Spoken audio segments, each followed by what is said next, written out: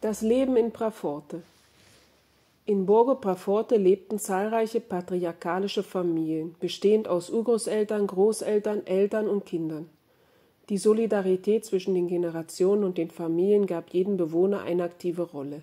Großeltern und Urgroßeltern kümmerten sich um Enkel und Urenkel, Töchter und Schwiegertöchter pflegten die Älteren im Haus. Die Männer bewachten das Haus, dienten als Soldaten der Heimat, waren Emigranten in allen Ecken Europas, als Arbeiter in den großen Eisenbahnwerften des Österreich-Ungarischen Reiches, in den Bergwerken und Brenn- und Schmelzöfen weit weg. Die Frauen übernahmen die Verantwortung für die Familie während des größten Teils des Jahres.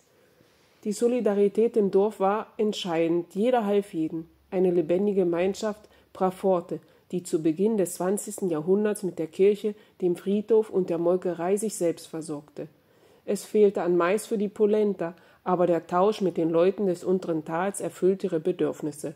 Holz, Früchte, Käse waren der Reichtum, den man tauschen konnte.